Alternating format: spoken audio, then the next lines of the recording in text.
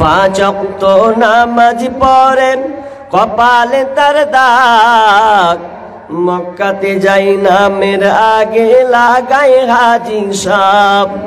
চায়ের দোকানে বসে হাজি টেলিভিশন চাই ভাইরে, চায়ের দোকানে বসে হাজি টেলিভিশন চাই। হিন্দি গানের তালে তালে পা দুটি নাচাই ভাইরে, আমাদেরই কপালেতে শান্তি বুঝি নাই। সুদে ঘুষে জীবন কাটে করে দুর্নীতি, এমন লোক হয় যদি মসজিদের সভাপতি। সুদে ঘুষে জীবন কাটে করে দুর্নীতি, এমন লোক হয় যদি মাদ্রাসার সভাপতি। ভাইরে উচিত কথা বলতে গেলে মৌলবীর চাকরি নাই ভাইরে, সত্য কথা বলতে গেলে ইমামের চাকরি নাই। আমাদেরই কপালেতে শান্তি বুঝি নাই ভাইরে, আমাদেরই কপালেতে শান্তি বুঝি নাই। এত দুঃখ রাখি কোথায়, রাখার জায়গা নাই ভাইরে, এত দুঃখ রাখি কোথায়, রাখার জায়গা নাই। আমাদেরই কপালেতে শান্তি বুঝি নাই। সমাজেতে অসঙ্গতি বলবো কত আর, গায়ের জোরে বিচারপতি ঘুষেরই কারবার।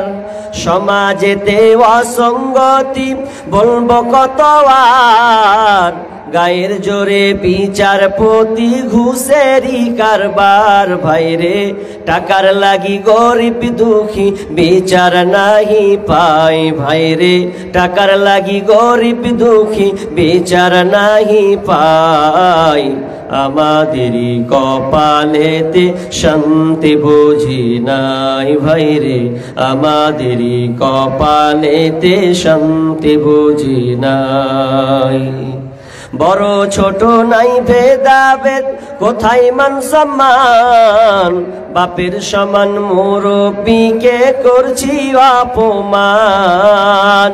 বড় ছোট নাই ভেদাভেদ, কোথায় মান সম্মান, বাপের সমান মুরব্বিকে করছি অপমান। ভাইরে 10 বছরের ছেলে যদি সামনে বেরি খায় ভাইরে, 10 বছরের ছেলে যদি ডাইরেক্ট নেশা খায়।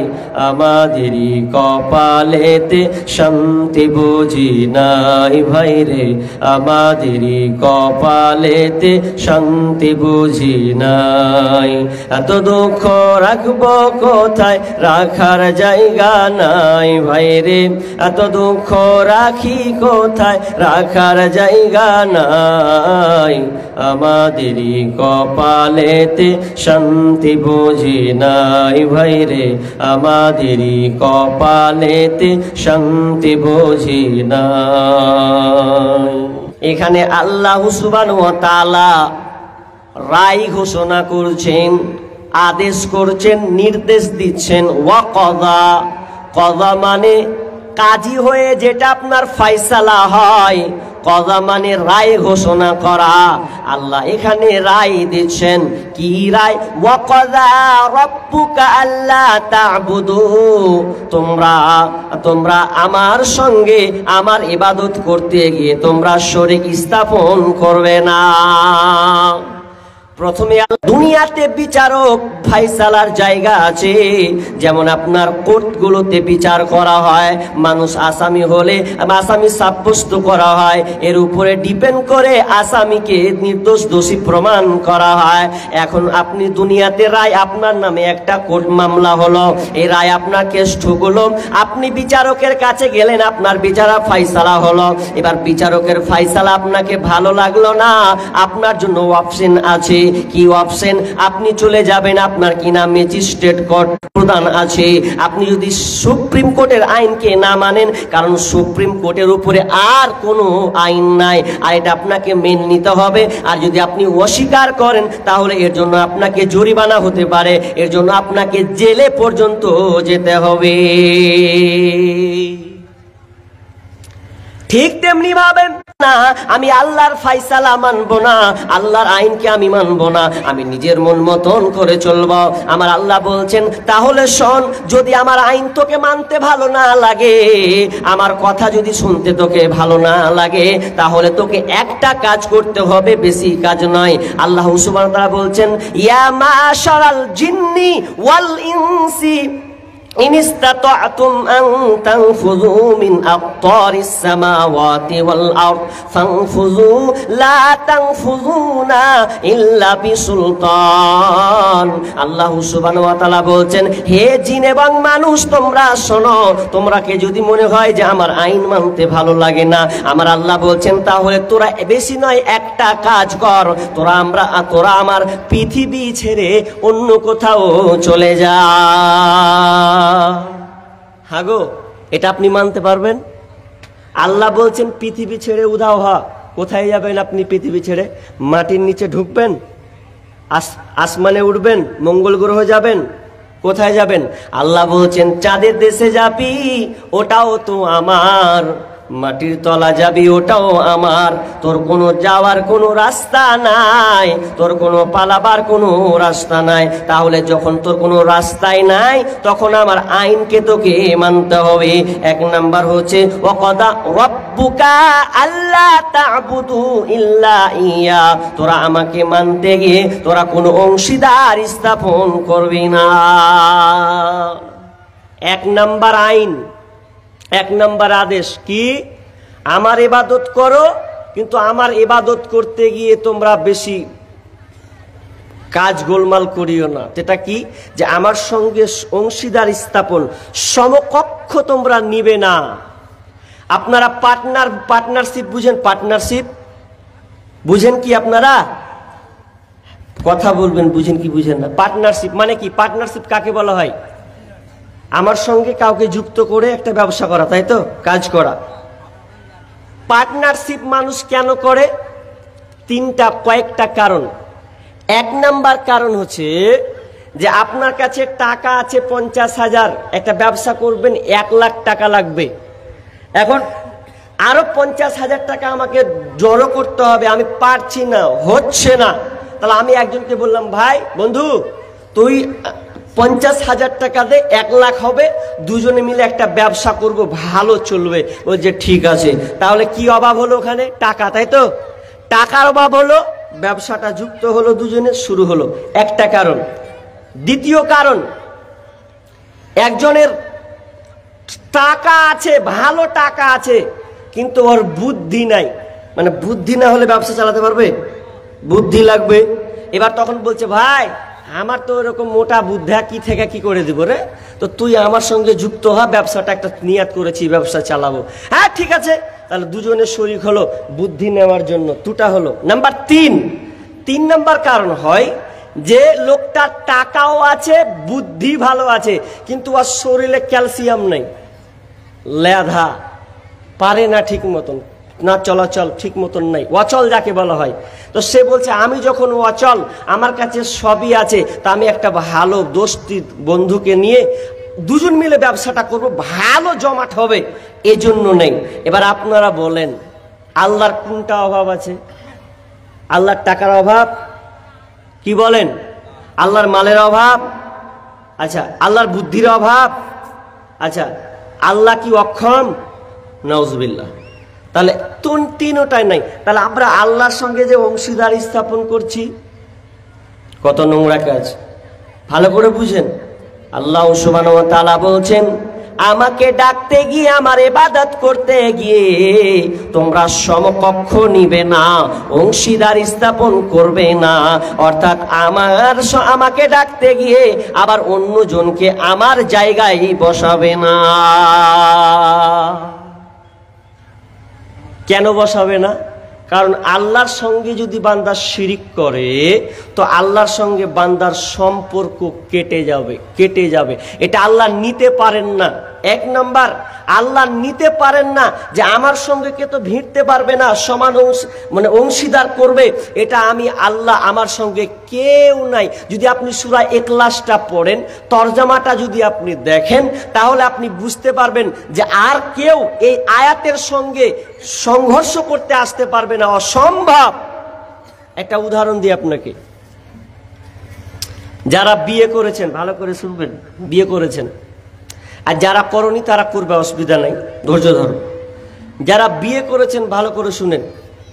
কি, আপনি বিয়ে করলেন, সুন্দরী একটা মেয়েকে আপনি পছন্দ করলেন, ভালো লেগেছে, আপনার বিয়ে করলেন, ইসলামী শরীয়ত অনুযায়ী আপনি বিয়ে করেছেন। স্বামী স্ত্রীর ভালোবাসা বন্ধন, একটা পরের মেয়ে আপনার ঘরে ঢুকেছে, বিবি হিসাবে সে স্থান পেয়েছে, আপনি তাকে সুন্দর করে ভালোবাসছেন। কেন?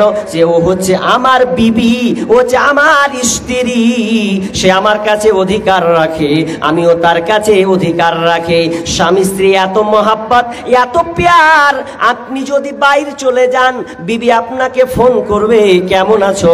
তো আমি বলবো ভালো আছি। খেয়েছো তো? খেয়েছি। তুমি খেয়েছো তো? বলছে হ্যাঁ খেয়েছি। তার মানে একে অপরকে এতটা ভালোবাসা, স্বামী স্ত্রীর মধ্যে এতটা মহাব্বত হয়েছে। এবার ধরেন আপনি বিদেশে চলে গেলেন, বিদেশে যাওয়ার পর এবার আপনি বাড়ি ফিরবেন 2 মাস 3 মাস 4 5 মাস পর। এবার বিদেশ যখন গেছেন, বিবিকে আপনি বড্ড খুবই ভালোবাসেন। আহারে আমার পেয়ারা বিবি, ওরে আমার কলিজা, আমি তোকে এতটা মহাব্বত করি, ভালোবাসি, তোকে ছাড়া থাকতে পারি না। আর ওই বিবি আপনাকে ফোন করেছে, ফোন করে বলছে হ্যালো, কি হয়েছে? সুবহানাল্লাহ, আমার বিবি ফোন করেছে। হ্যাঁ সোনা বলো, কি বলছো? বলছে স্বামী, তুমি আমাকে ভালোবাসো, এটা আমি জানি, আমিও তোমাকে ভালোবাসি, কিন্তু আমার একটা বাড়িতে অঘটন ঘটেছে। কি ঘটনা? বলছে স্বামী আমাকে আমার যে গলার হারটা তুমি দেখেছিলে না, যেটা তুমি বানিয়ে দিয়েছিলে, ওই গলার হারটা চুরি হয়ে গেছে, পাওয়া যায় না।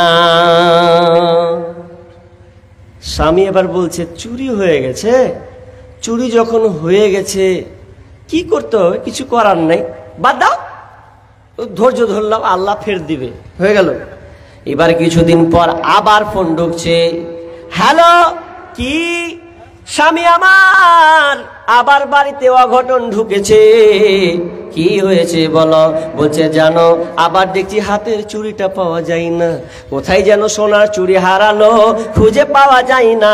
এ করে 2 বার গেল, 3 বারে আবার ফোন করা হলো। ফোন যখন করছে, বলছে স্বামী আমার আজকে দেখছি কানেরটা পাওয়া যাচ্ছে না। স্বামী বলছে কি হলো রে, কি বিপদ বাড়িতে চাপলো রে? এ তো বিশাল ব্যাপার, ধৈর্য ধর, আল্লাহ ধৈর্য ধারণ কর, আল্লাহ ঠিক মিলিয়ে দেবে। আল্লাহ আমাকে টাকা সম্পদ দিয়েছে, আমি বাড়ি গিয়ে আমি তোমাকে ওগুলো সব বানিয়ে দেব। 3 দিন ফোন করা হলো। এবার ধরেলেন আপনার গ্রামে আজকে জালসা, এই জালসার দিনে সুন্দর আজকে জালসার মাহফিল হয়েছে, আর আপনার ওই মেয়েটার কিন্তু আপনি বাড়িতে নাই, আপনার বিবি বাড়িতে আছে, আপনার পাশেকার বন্ধু, এলাকায় বন্ধু আছে। এবার ফোন করে বলছে স্বামী আমার শুনছো? বলছে কি? একটা বিশাল অঘটন ঘটেছে। কি অঘটন গো? এত গলার হার শোনালি, কানের বালা শোনালি, হাতের বালা, কানের দুল, আজকে আবার কি ঘটনা ঘটলো? বলছে ও আমার প্রাণের স্বামী, আজকে এমন কাজ করেছি বলতে লজ্জা লাগছে। স্বামী বলছে বিবি লজ্জা কিসের? স্বামীকে বলবি না, তার কাকে বলবি? সব খুলে বল। এবার সে লজ্জায় বলছে স্বামী আমার আজকে জালসার দিন, তোমার গ্রামে জালসা, পাশের তোমার বন্ধু যে ছিল, ওই বন্ধুটা জালসা শুনতে এসেছিল, আর জালসা শুনতে এসে এমন একটা কুকাম করেছে। বলছে বল কি করেছে?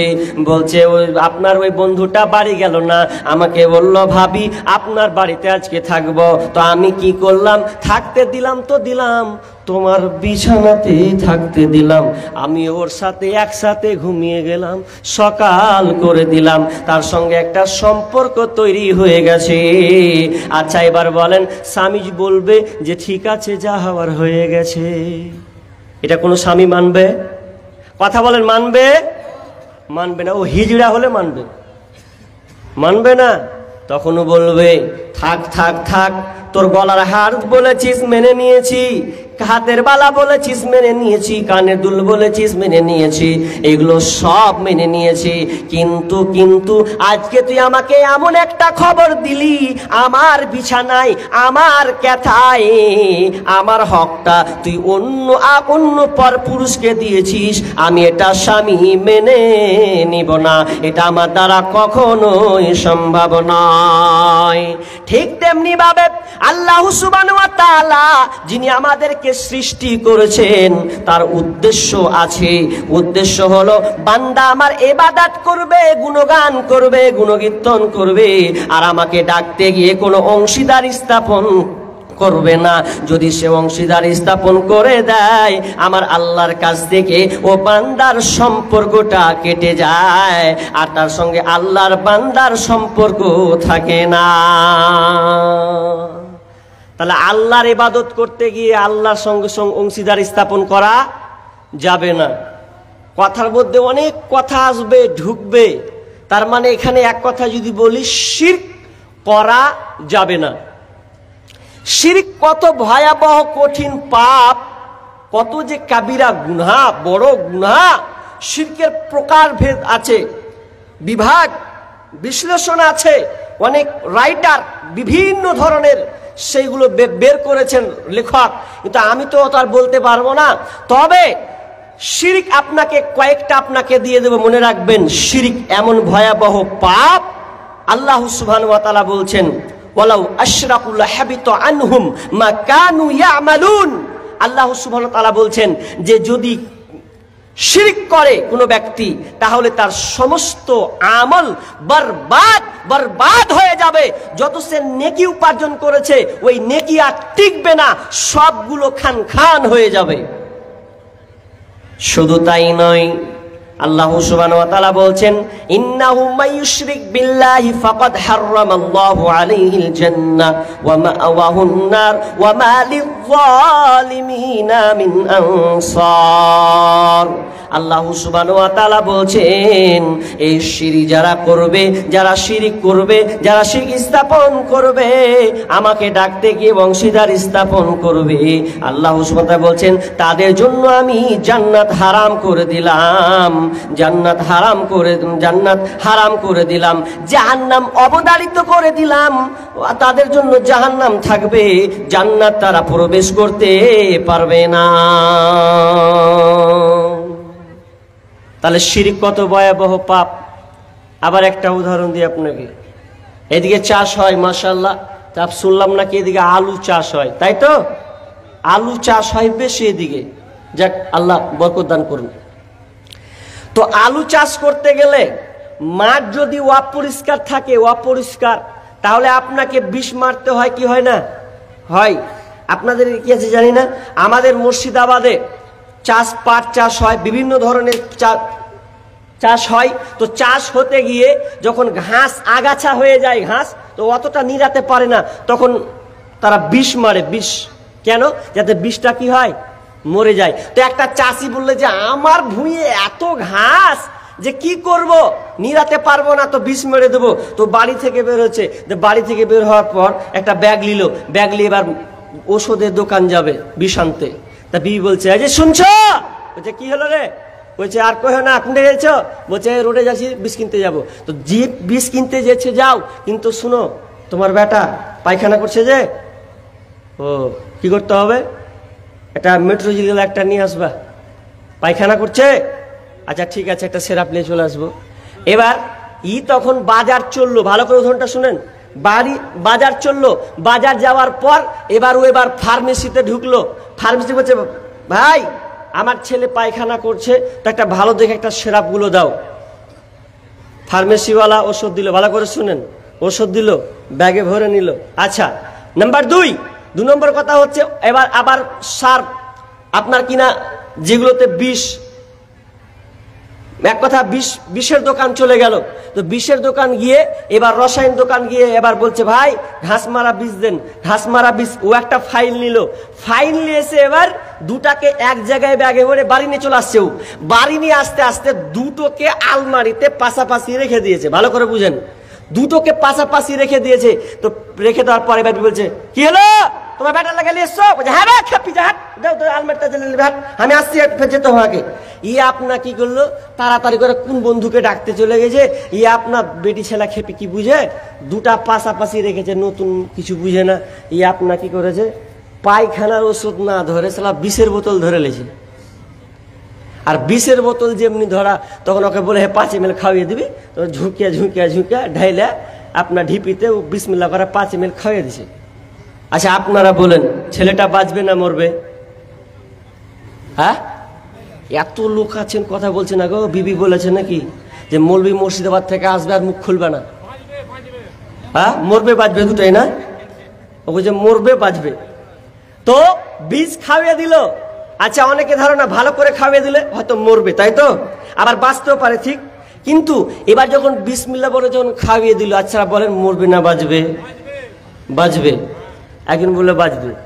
যখন সে বিষ খাওয়িয়ে দিলে ওখানে মরতেও পারে বাঁচতেও পারে, যদি আল্লাহর হায়াত রাখে তাহলে বাঁচবে।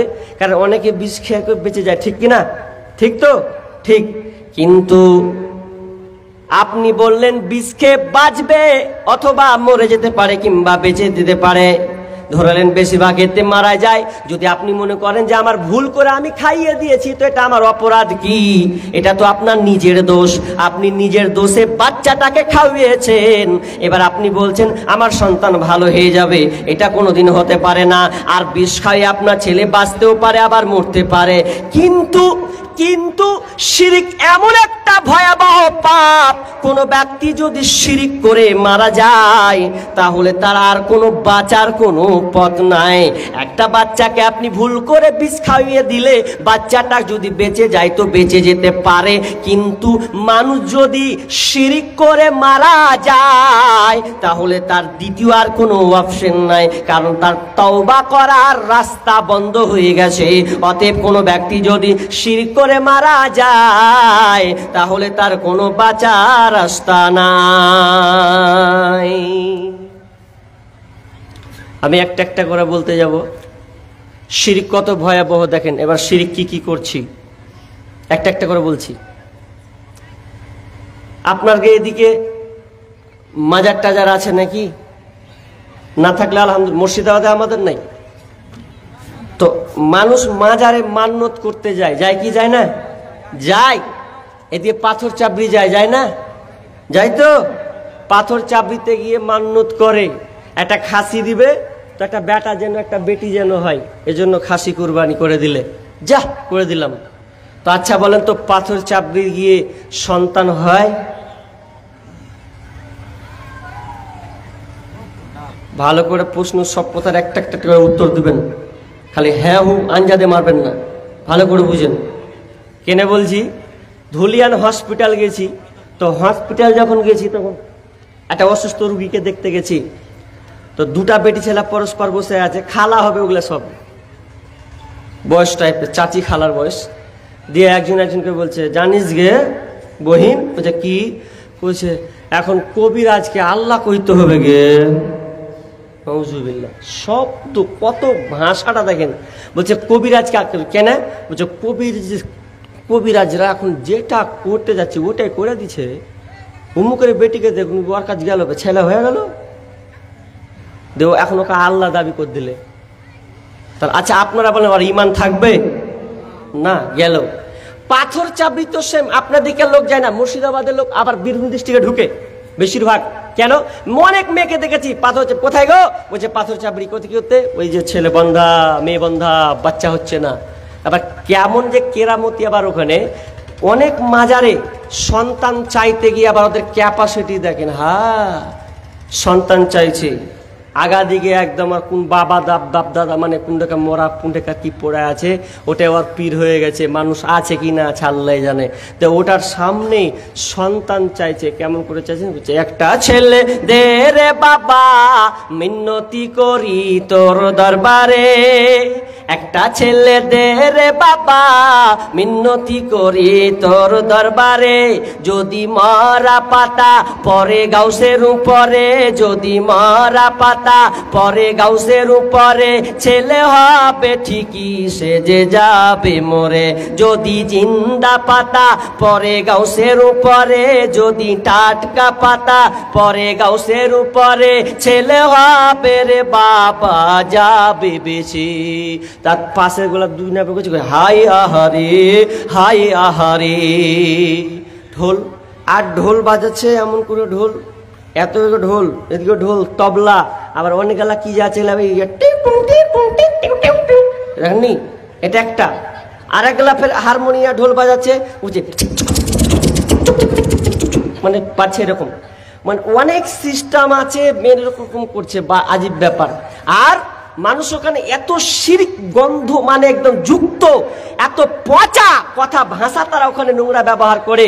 আর ওখানে গিয়ে মুসলমানেরা যায় কেন, যে বাবা আমার উপকার করে দিবে, সন্তান হবে, বাবা আমার বিপদ হয়েছে, এই বিপদ থেকে আমাকে উদ্ধার করবে, এই জন্য আজকে মুসলমানের বাচ্চাগুলো ওই পাথর চাপ দিতে গিয়ে মান্নত করতে যায়।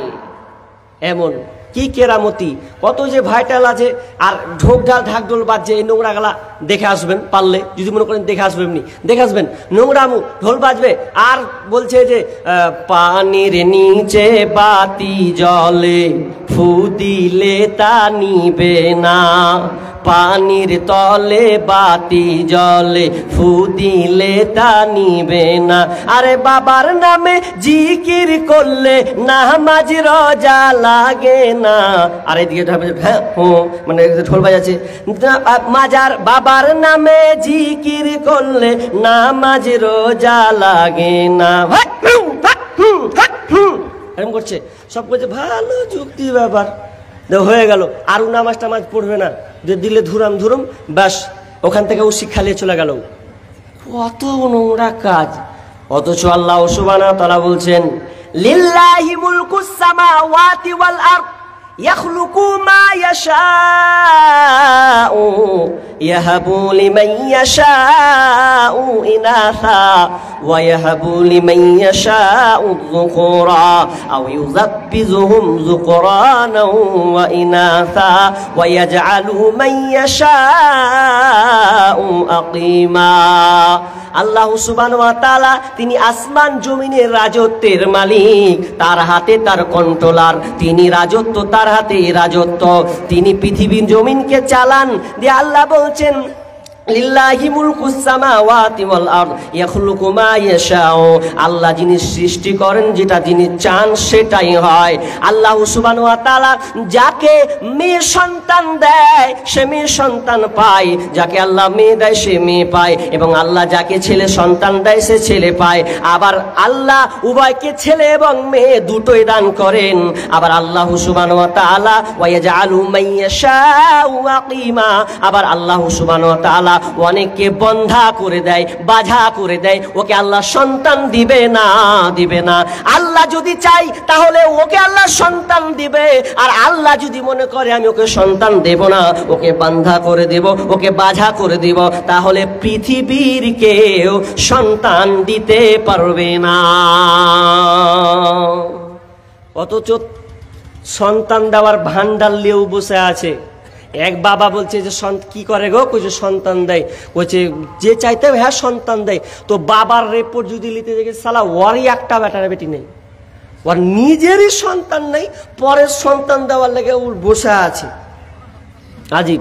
আর মেয়ে ছেলে তো কি বলবো, আর যে ইমান এত গোবর ভরা, 0 পয়েন্ট ওদের, এত ইমান পচা ইমান।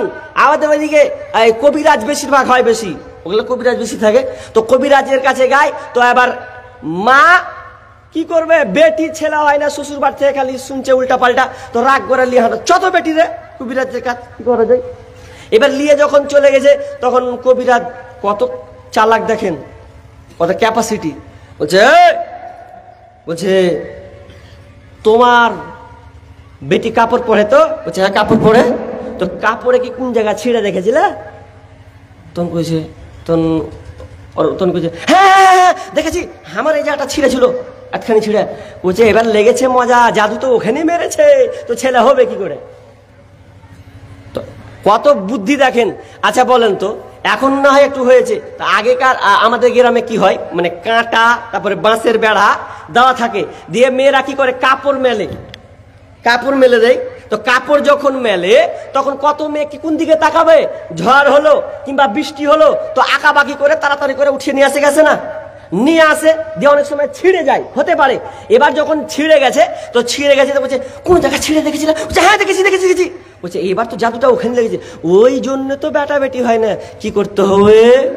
একটা মান্যত নিতে হবে, এতটি টাকা লাগবে, তাবিজ বেঁধে দিছি, তাবিজ নিয়ে গলাতে মেরে দাও, দেখো তোমার বাড়িতে একটা হয়ে গেছে, একটা রেশন কার্ড হয়ে যাবে। আজীব ব্যাপার। কিন্তু সন্তান, এবার আপনারা জোরে বলবেন পুরুষটি। আচ্ছা বলেন, সন্তান দেওয়ার মালিক কে? এতটি লোক এত আসতে আল্লাহর নাম নিতে আপনাকে এত ভোটের সময় মানে খুব স্লোগান মেরে কোনো ব্যাপার নেই, বলেন গা আমার দরকার নেই, স্লোগান দেন গা, কিন্তু অন্তত আজকের দিনে আল্লাহর প্রশংসা তো করেন। আচ্ছা সন্তান দেওয়ার মালিক কে? আল্লাহ। তাহলে এবার থেকে আর ভুল কাজ করবেন না, সন্তান দেওয়ার মালিক যখন আল্লাহ, তাহলে আল্লাহ দিবেন, আর অংশীদার স্থাপন করা যাবে না।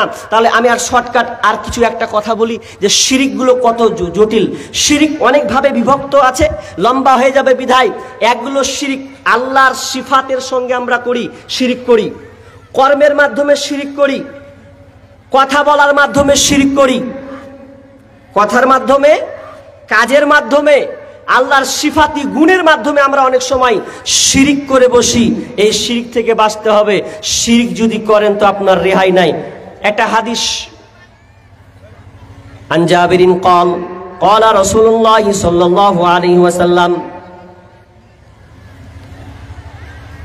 বিশ্বনবী বলছেন, যদি কোনো ব্যক্তি বিন্দু মাত্র শিরিক না করে মারা যায়, বিন্দু মাত্র যদি শিরিক করে না মারা যায়, তাহলে সে জান্নাতে চলে যাবে। আর যদি সে বিন্দু মাত্র যদি আল্লাহর সঙ্গে অংশীদার স্থাপন করে, তাহলে তার জায়গা হবে জাহান্নাম। আবু জার আল্লাহ রাসূলের সঙ্গে আছেন, বুখারীর হাদিস, আল্লাহ রাসূলের সাথে আছেন। আল্লাহ রাসূল বলছেন, আবু জার তুমি এখানেই থাকো, আমি একটু সাইডে যাই। সাইডে গিয়ে আপনার কিনা সাইডে গেলেন, সাইডে গিয়ে জিবরিল আমিন আসলেন। আসার পর দুজনে কথোপকথন হচ্ছে, আপনার কিনা আবু জার গুনগুন করে আওয়াজগুলো পাচ্ছেন। এবার বিশ্বনবী আসছেন, আসার পর বলছেন, সে যদি চুরিও করে, জেনাও যদি করে, চুরিও যদি করে, জেনাও যদি করে। এবার আবু জার বলছেন, ইয়া রাসূলুল্লাহ, আপনি কার সঙ্গে আপনি কথা বলছিলেন? কি বা বলছেন? চুরিও করে, জেনাও যদি না করে, এটা আবার কেমন কি? তো বলছে, কেউ যদি চুরিও করে, জেনাও করে, সে জান্নাতে যাবে। কেমন জান্নাত? যদি সে শিরিক না করে মারা যায়, যদি আল্লাহর সঙ্গে শিরিক না করে মারা যায়, তাহলে আল্লাহ সুবহানাহু ওয়া তাআলা কোনোদিন ওই বান্দাকে জান্নাতে দিয়ে দিবেন। আর যদি সে শিরিক করে মারা যায়, তাহলে ও কোনোদিন জান্নাতে যাবে না। তার কত ভয়ঙ্কর শিরিক, যে আপনাকে বাঁচতেই হবে, বাঁচার চেষ্টা করতেই হবে, যে কোনো মূল্যে আলেম ওলামার কাছে জানতে হবে শিরিক হচ্ছে কিনা। অনেক সময় রিয়া, তাকাব্বুর, ইবাদত করতে গিয়ে, লোক দেখানো করতে গিয়ে আমরা শিরিক করে ফেলছি। লোক দেখানো নামাজ পড়ছি, লোক দেখানো দান করছি, করে কি করি না, যে আমাকে লোক দানবীর বলবে।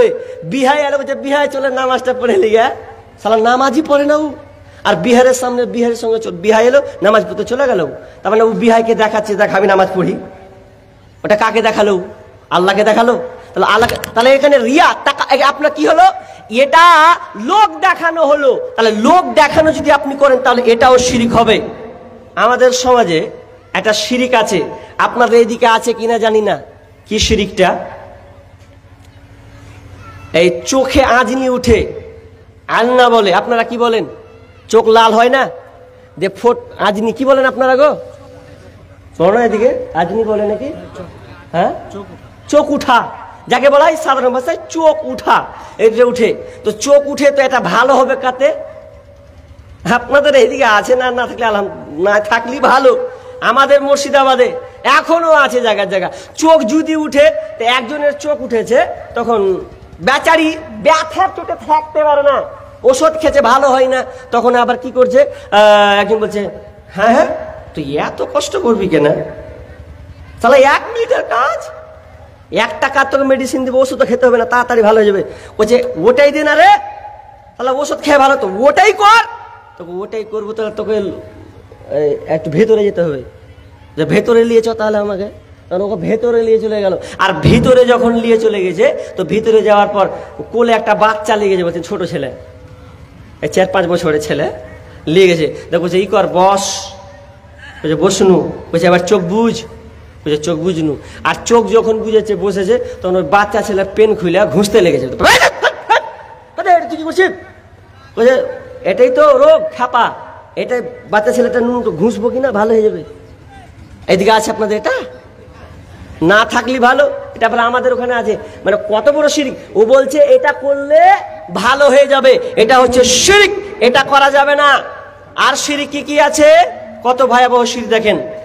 সবচেয়ে বড় আর একটা শিরক দেখেন, আপনার ছেলের নাম হচ্ছে আব্দুর রহমান, আব্দুর রহমান, আব্দুল্লাহ, আব্দুর রহিম।